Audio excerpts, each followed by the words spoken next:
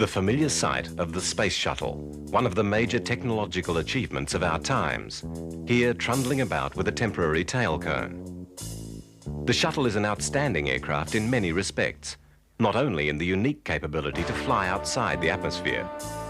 It could be described as the world's largest and heaviest glider, as that's what it spends a lot of its time inside the atmosphere doing. Here, in 1977, the prototype is being readied for its test flights, if that's the right word, where it will be hoisted aloft, piggyback, by a specially converted Boeing 747.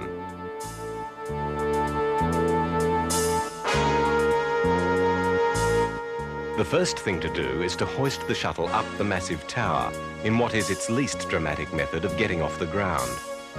Very slowly and carefully, Enterprise is hauled into the air.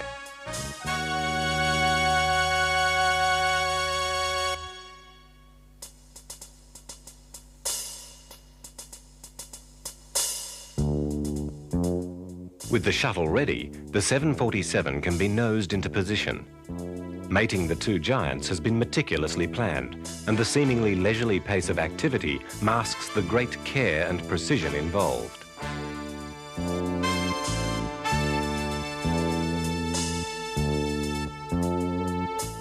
The 747 had been purchased second-hand from American Airlines and had then been flown to the Boeing plant, where it had been modified for its unique missions of ferrying the orbiters to and from various facilities and releasing the prototype for approach and landing tests.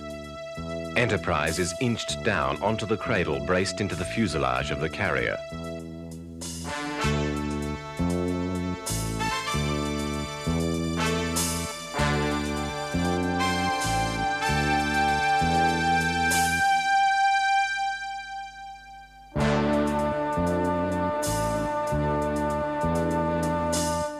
The delicacy of the operation is disguised by the scale of the components.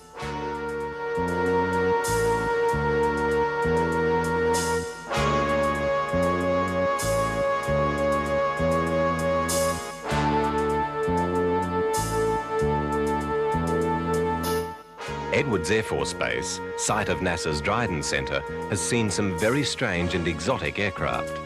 However, the giant 747 with the shuttle mounted on its back must rank with the odder sights seen there.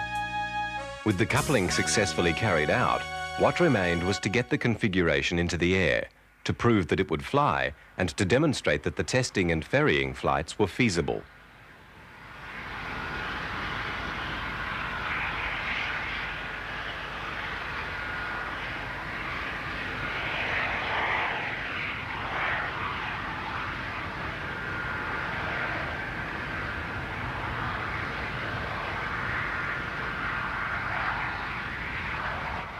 At takeoff in the test series, the assembly weighed in at 260 to 280 tons, relatively light for a 747. But the external load, with the consequent drag and turbulence, provided a completely different set of parameters for the Boeing's performance. The tail cone covering the area of the three engines on the orbiter had been specially designed and constructed by Boeing to be fitted for ferrying and in all but two of the testing flights. The fitting was to neutralize the aerodynamic turbulence from the shuttle's blunt tail, which would cause undue vibration in the aft of the 747, simultaneously creating excess drag.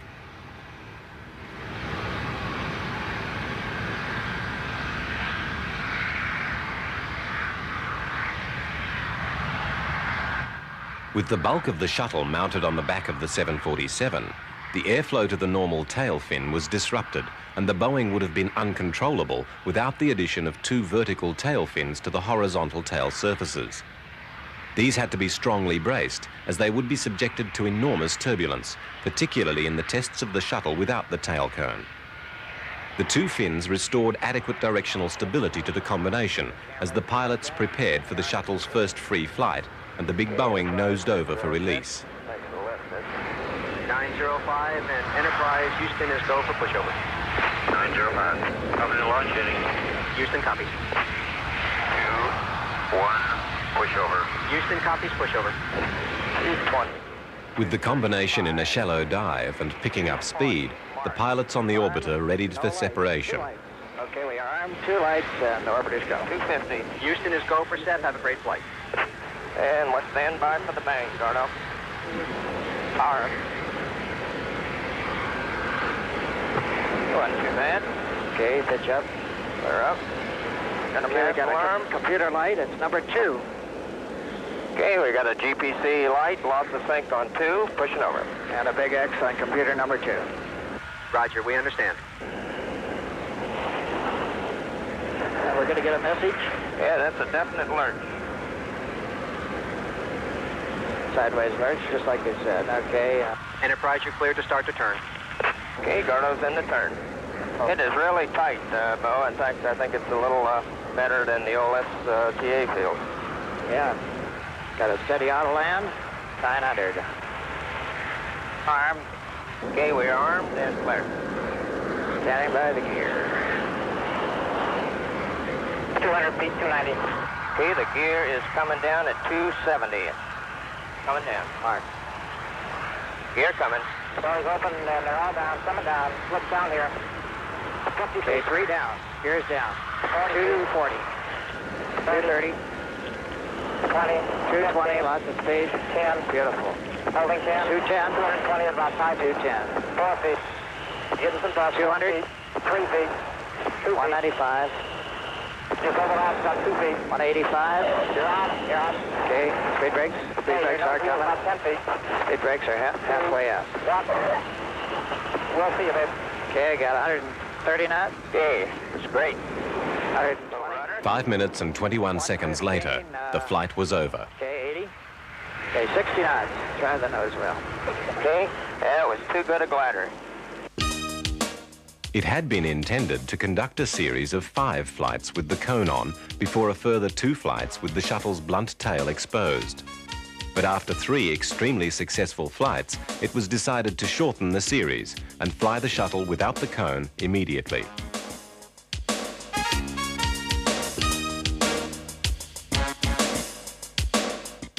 The exposed rear of the shuttle presented real turbulence problems for the 747 pilots for the first time in the series. And the specially modified tail of the Boeing was buffeted and shaken, as here on the second coneless flight, the last of the glide and landing test series. 230 knots. Stand by for launch ready, Joe. Set. Okay. Body prep set. Good. Okay, pushing over. Okay. Okay, Joe, we're configured. Beautiful. 180 knots. Orbiter gear. Okay. Get the gear. Gear's coming. Okay, 200 feet, Joe, 260 Despite a small miscalculation from the pilot, which meant that the landing was a bit bumpy, touchdown was made safely and the series was closed.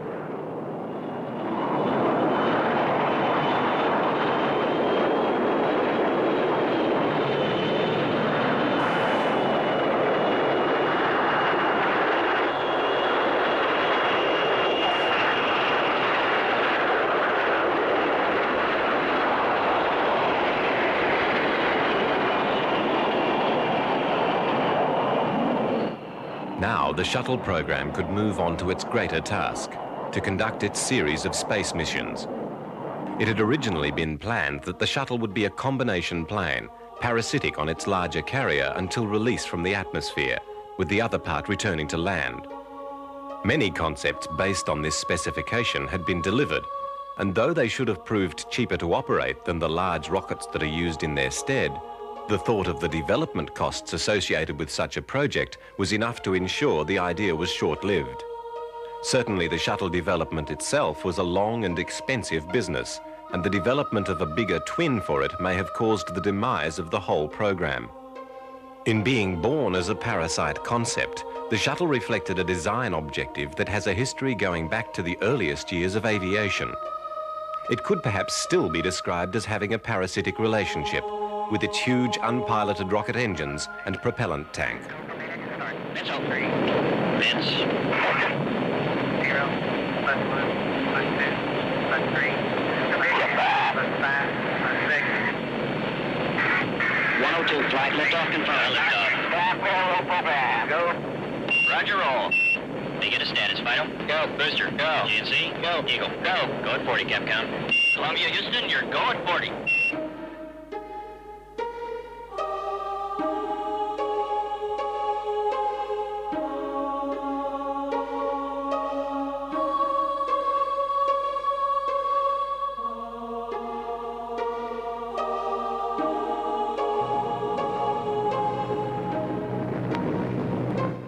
In the era of the great airships, there were several examples where large rigids were designed to carry aeroplanes.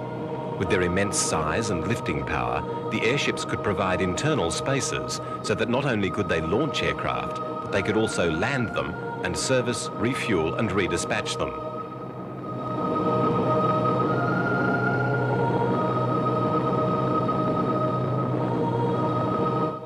The outstanding examples were the US Navy's Akron and Macon. 785 feet long and capable of 75 miles per hour, they combined the reconnaissance capabilities of earlier airships with the fact that they were also aircraft carriers. They had hangars in their bellies for 5 Curtiss fighters, which were launched and retrieved in mid-air by means of a trapeze lowered through the hull. With a load-carrying capability over 160,000 pounds, the Akron and Macon were not stretched by having to cope with the needs of the little planes, and thousands of successful flights were made from the two giants. Even today, when new proposals for airships are mooted, this plane-carrying ability is one of the virtues of the giants that is recalled, and there are undoubtedly some applications to which such craft could be put.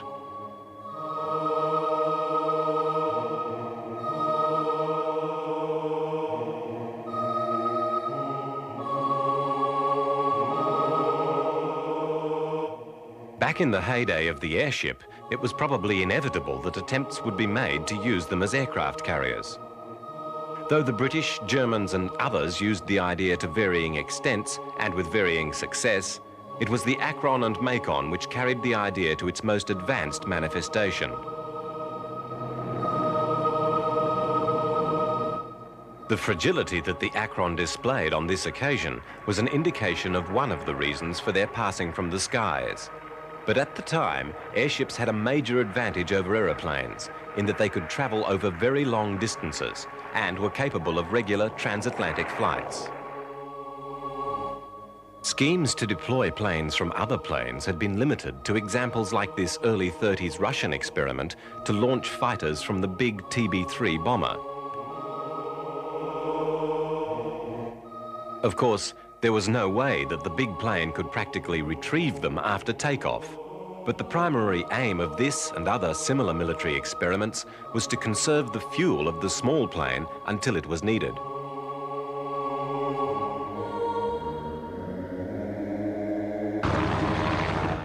This was also partially the intent with the British company Short Brothers Mayo Composite Aircraft, the brainchild of Imperial Airways Technical Chief Major R.H. Mayo.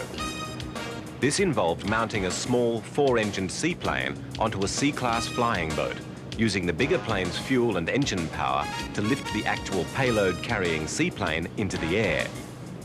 Once aloft, the two components separated, the flying boat returning to base, while the upper plane, loaded to a weight which would have precluded a takeoff under its power alone, continued on its transatlantic journey. The planes involved in the trials of this idea, named Maya and Mercury, made their first actual separation on the 6th of February 1938. In July, the Mayo combination succeeded in sending off the Mercury on its first transatlantic crossing. But the idea was never pushed much further than an experimental stage, though it had undoubtedly posed one successful solution to the problem of long-range flight.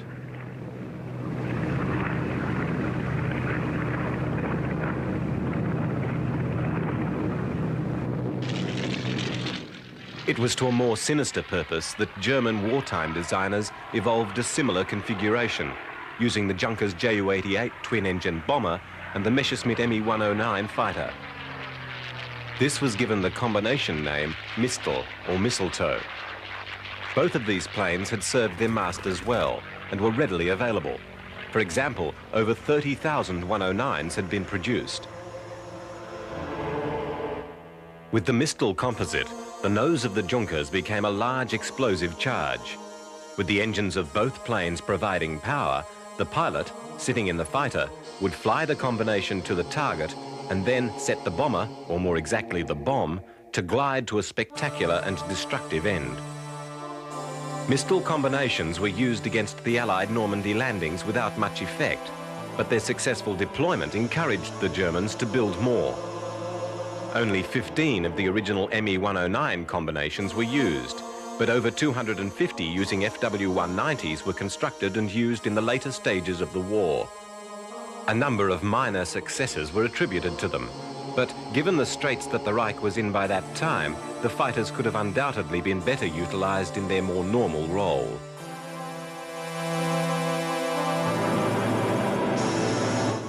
It had been these two fighters that had been the rock upon which the Western Allies' strategic bombing had almost broken.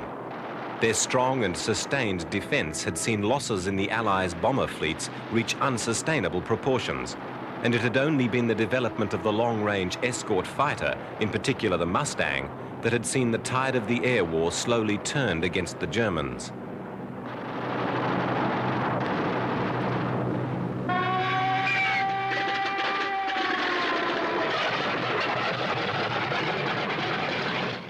The attrition wrought on the Luftwaffe, particularly in terms of pilots, had meant that the bombers had enjoyed relative immunity from fighter attack, though the by then outnumbered German planes had still managed to courageously attack the massed formations into the teeth of the defending escorts. Given the Luftwaffe's practice of trying to avoid or ignore the fighters while attacking the bombers, they were almost easy prey for the Allied fighter pilots, and the bombers came to be in much greater danger from the German anti-aircraft artillery than the attacking planes.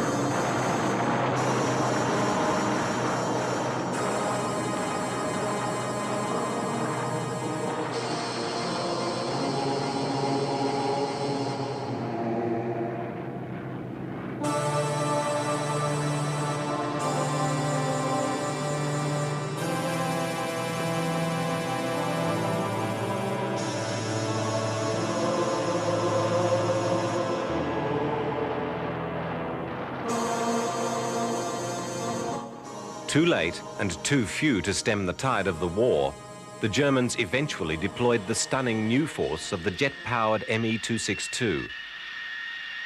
They were to have limited overall effect on the conflict, but their ramifications clearly spelt the demise of the theory of strategic bombing, at least using piston-engined planes. The speed of the new jets meant that they were able to simply elude the fighters and get on with the creation of havoc in the bomber formations, while the heavy demand for fuel of the early jet engines meant that the Allies could not deploy a long-range jet escort against them.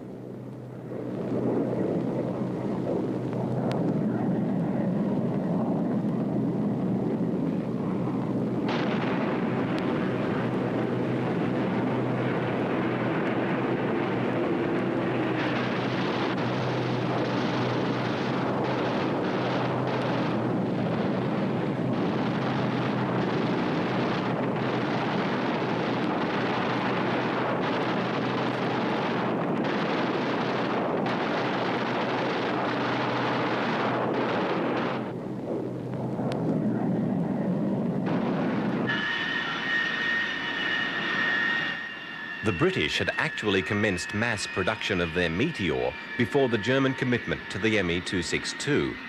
And in trials with American B-29s, the message about the jet's impact was reinforced.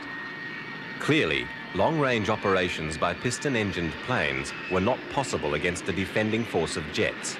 And, in the absence of escorting jets, all theories of long-range operations were no longer valid. To commence such a campaign would be to set up a turkey shoot for the jet fighter pilots against both the long-range bombers and their piston-engined escorts should they care to become involved.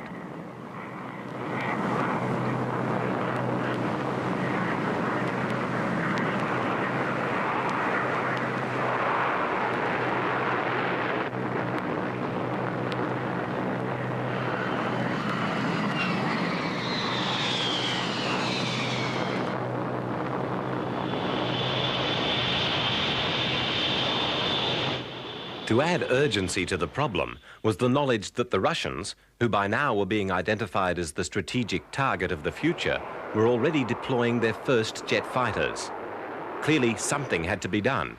And what seemed obvious was that if the escorting jets could not carry enough fuel, then the bombers should carry the fighters themselves. The tricky bit would be that they would also have to carry them back, and landing a winged plane onto another was till then strictly the realm of the barnstormer and stuntman.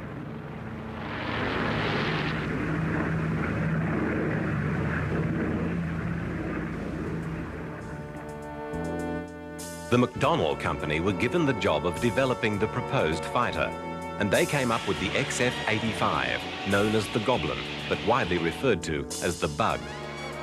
It was designed as a partner for the giant B-36 bombers then being developed, and was to be deployed from the bomb bay of the mother ship. Essentially, the XF-85 consisted of a jet engine with the pilot sitting astride it. The rest of the plane was occupied by fuel, except for the gun installations. The bomb bay was 16 foot long, so the plane was designed to be 15 foot long. Its 21-foot span reduced to only 5 foot 5 inches when the swept wings were folded up. And even in that position, the plane was only 10 foot high. Instead of landing wheels, there was a retractable hook for the trapeze of the carrier plane, and the tail span was reduced by dividing the tail into 6 odd-shaped surfaces. The engine was a 3,000-pound thrust Westinghouse, and the plane carried around 30 minutes of fuel.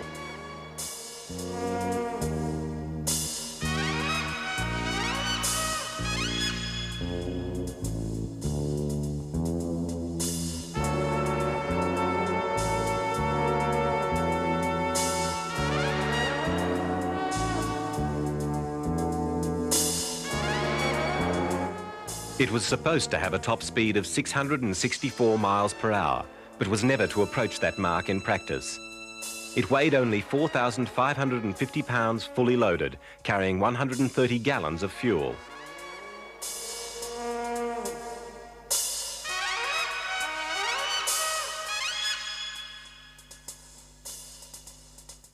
On the 23rd of August 1948, the Goblin flew for the first time. As the new B-36s were only just coming off the production line, the test series was to be conducted with a B-29 acting as the mothership. The B-29 was unable to fully retract the Goblin, but apart from this aspect, the compromise arrangement was much the same as it would have been with the new bomber. Hoisted into the bomb bay from a specially dug pit, the Goblin protruded below the carrier as they taxied to takeoff.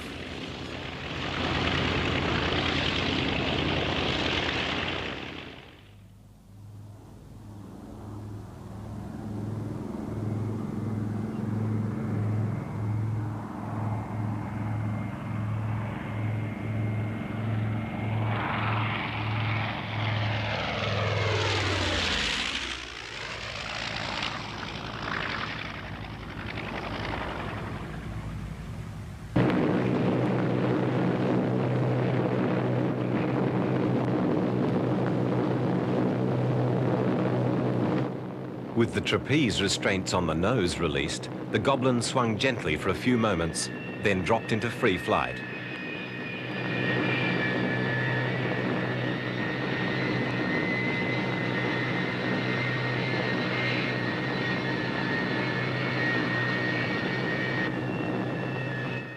If one looks logically at what was being done here, it's not hard to see that falling off the bomber was going to be a lot easier than creeping up into its turbulence to hook back onto the trapeze.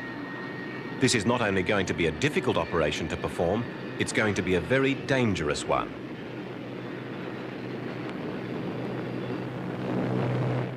Having failed on his gingerly first attempt, the pilot, Edwin Schock, then tried a more highly powered approach.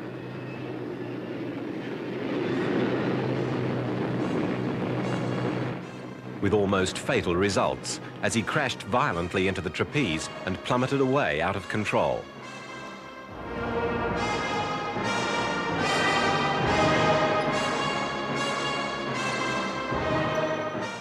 With the canopy smashed, Schock made an emergency landing on the plane's skid.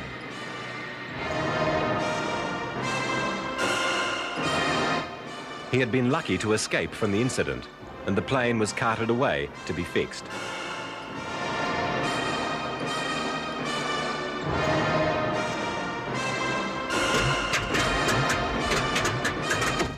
In October, the trials resumed, once again with the B-29 as the mothership.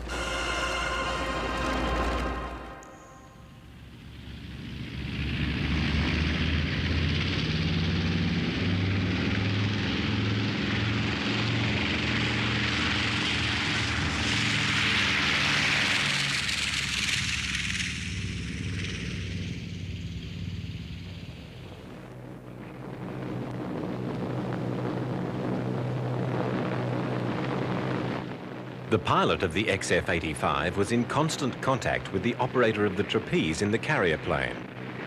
Once again, the little plane was lowered and the pilot started his engine and set his flaps for takeoff.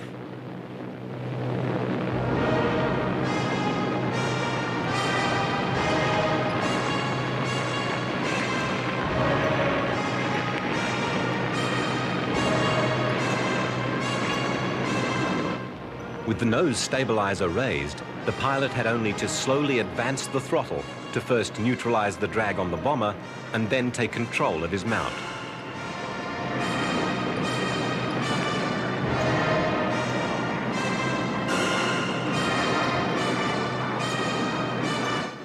The stability and control characteristics of the XF-85 have been described as entirely unsatisfactory. And considering that they were only ever flown by an extremely experienced and wily test pilot, it's certainly a good thing that they were never produced in large numbers for use by men of lesser expertise.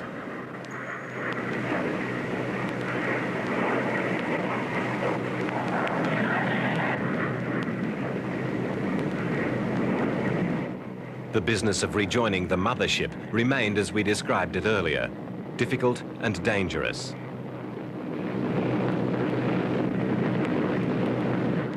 The test pilot, Edwin Schock, who flew the Goblin in its trials, never managed to get the little plane above a speed of 362 miles per hour.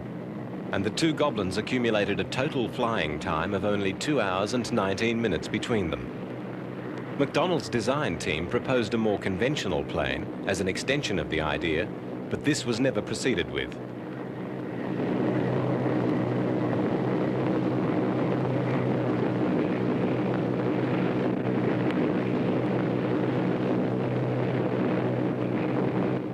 That there were successful dockings and no fatal accidents is a tribute to the pilot involved.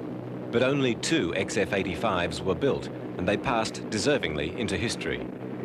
They had been an extreme design demand and were really always only theoretically possible with the knowledge and technology available.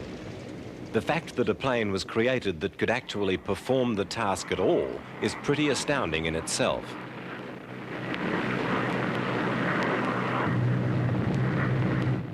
With this experience behind them, the Air Force now had a pretty good idea of what it was up against, and the idea of a tiny, specially designed inboard plane was abandoned.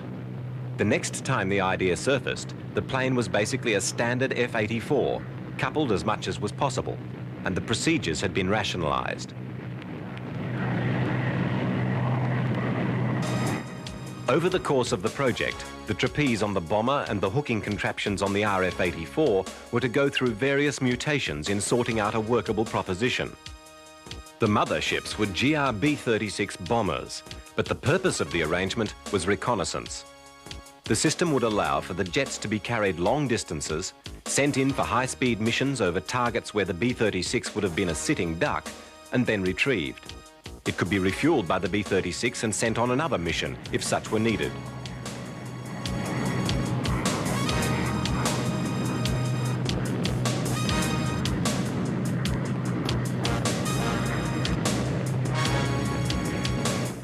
In the early trials, even separating could be difficult, but the efforts of those working on the scheme were to be repaid. The process, called FICON for fighter conveyance, was actually adopted, and 25 RF-84s were operationally linked with 10 adapted B-36 motherships. This was to be abandoned after only a year. A takeoff like this was rare. More commonly, the planes would link up once they had both taken off individually. This was done as, carrying the RF-84 at takeoff, the B-36 could not retract its wheels. The fighter's wings were in the way.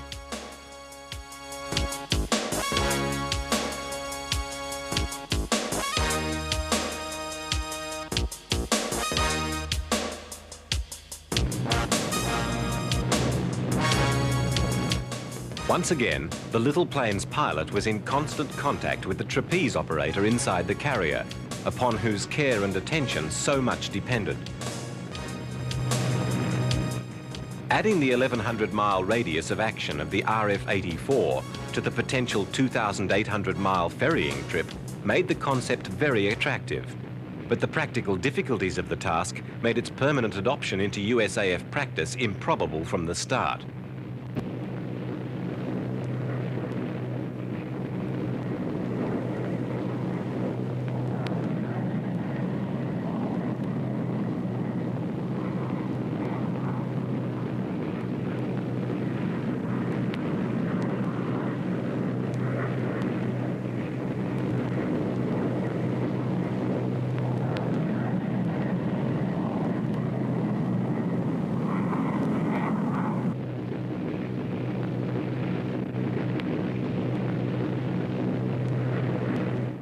The idea of the operational parasite, though cumbersome, had posed very particular demands upon the designers of the systems. And, particularly with FICON, the response had been surprisingly successful. McDonnell's Goblin had been perhaps an overly ambitious project, but even so, they had performed a minor miracle in getting as far as they had. Two advances had made the roles of systems like the Goblin and FICON redundant. The jet age had grown rapidly, and the limitations of the early engines had largely been overcome. In addition, advances in electronic countermeasures and suppression were making long-range bombing operations relatively feasible again.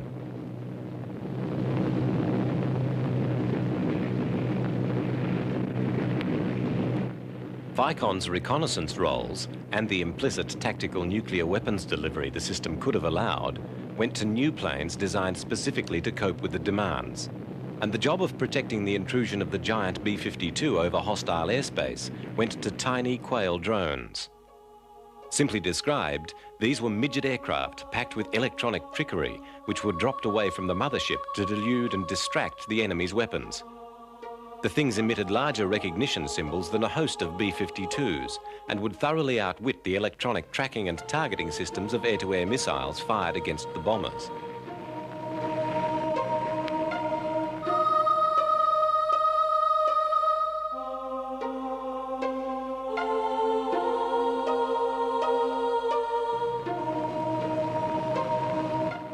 A single Quail would look to a radar operator like a fleet of incoming bombers and totally overwhelm the less sophisticated guidance of a missile. Theoretically at least, and probably in practice, the Quail made long-range intrusion into hostile airspace achievable again. The B-36s never got to carry Goblins or F-84s into action. The operational cartage the big bombers were given was in carrying the prototype B-58 Hustler to Muroc for testing. The Hustler, the first supersonic bomber, reflected the leaps forward in development that had seen the Parasites made redundant. The designers were effectively saved from having to try and develop further systems that involved the ability to launch and retrieve Parasites. However, though they were relieved of that cumbersome and demanding specification, there was another group of Parasite planes which achieved outstanding results for the engineers as they gnawed away at the limits on practical flight. Once again, it was the Muroc base that saw these planes in operation. They were the X-planes that were in a sequence of dramatic test series to smash the barriers on speed and make the names of their pilots into household names.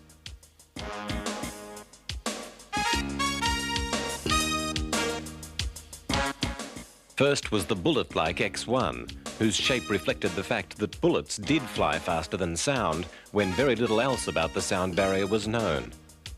Aeroplanes approaching Mach 1 had encountered problems of compressibility that had torn them apart in mid-air, and there were many who believed that the sound barrier was an absolute limit on the potential speed that could be attained. On October the 14th, 1947, on this historic flight, Chuck Yeager became the first man to fly through the supposed sound barrier. The design team leader, Robert Woods, though favouring a jet, had been forced by the limitations on the availability, reliability and power of the jets of the day to settle on a rocket-powered plane. And the limitations of the available rockets had further decreed that the plane would not be able to carry sufficient fuel to take off normally and still be able to carry out the mission. It had, therefore, to be air-launched from a mother plane. The congratulations due to Yeager should also be given to Woods and the designers. Where the X-1 had been absolutely flat out at 1.45 times the speed of sound, as Chuck Yeager had demonstrated, the next of the X-planes, the X-1A, was developed to fly past Mach 2, the next logical step in investigating various aspects of ultra-high-speed flight.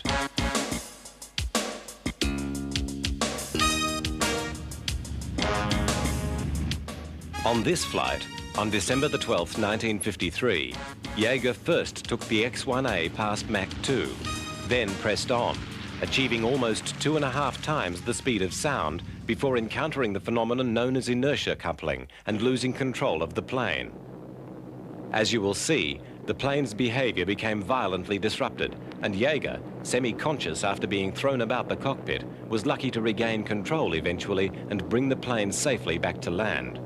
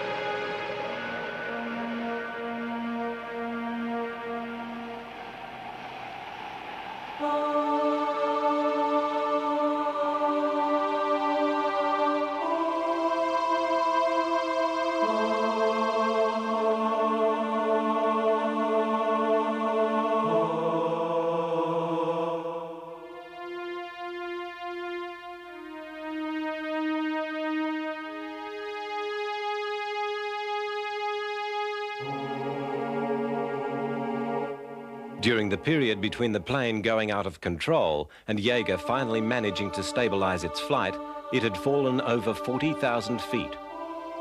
When the problem had been encountered, he'd been traveling at 1,612 miles per hour.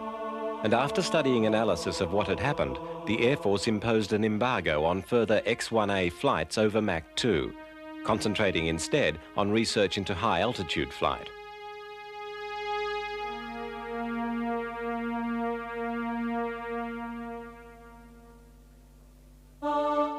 Based on research both in wartime Germany and in American laboratories, it was assumed that controllable flight at higher speeds would be possible with the use of swept wings.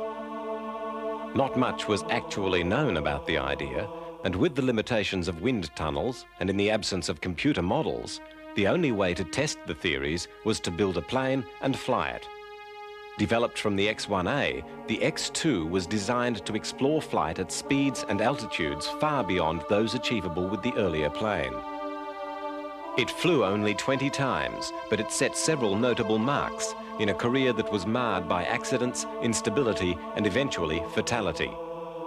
Here, on the 23rd of July 1956, Colonel Frank Everest sets out on a test that was to set a new speed record, 2.85 times the speed of sound.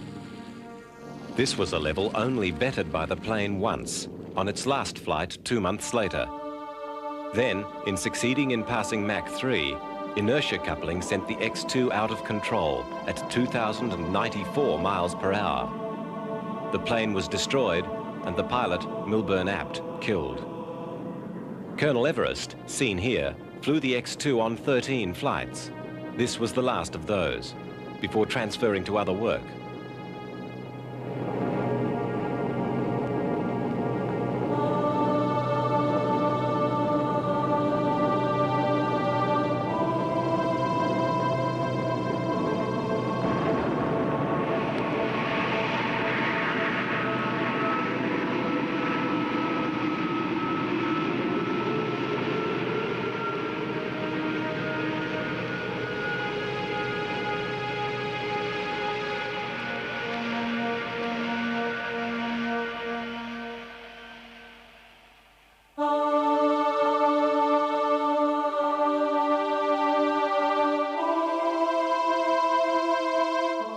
The X-2 also set a new altitude record, which was to stand for 4 years, 125,907 feet. Now, this is definitely somewhere in the realm where the distinction between an aeroplane and a spacecraft gets a bit artificial. When that record was broken, however, it was by a plane that would push it out eventually to 354,200 feet, the X-15.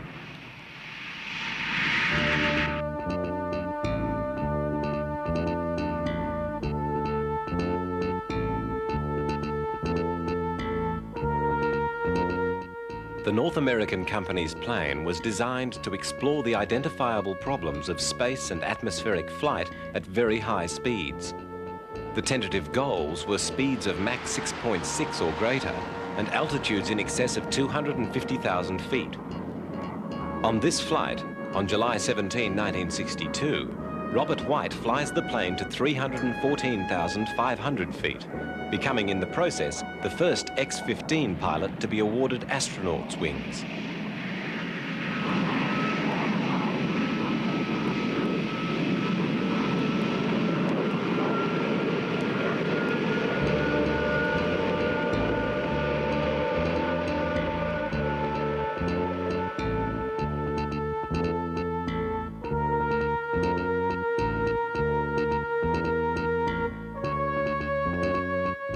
At that height, as the film from White's plane shows, the curvature of the Earth is pretty clear.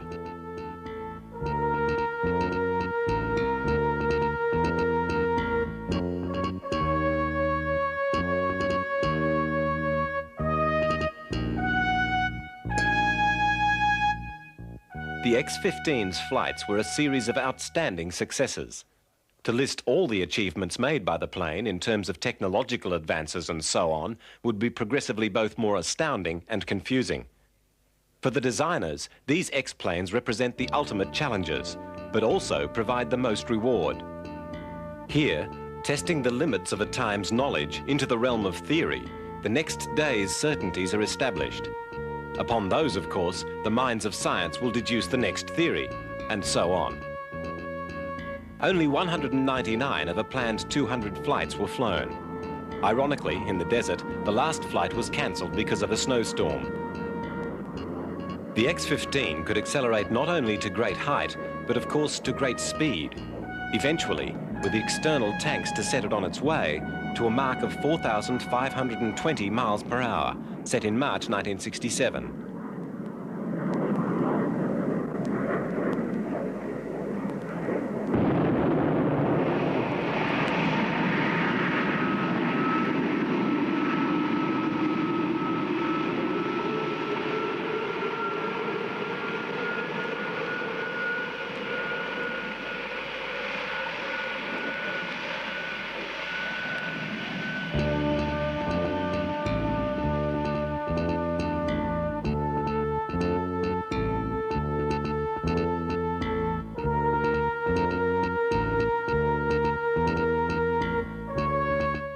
The X-15 series more than rewarded its contributors.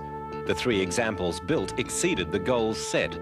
And in the long term, the wealth of information they provided is a legacy that can still be seen in the many contributions it made to the aerospace programs. The X-Parasites had a symbiotic relationship with science overall.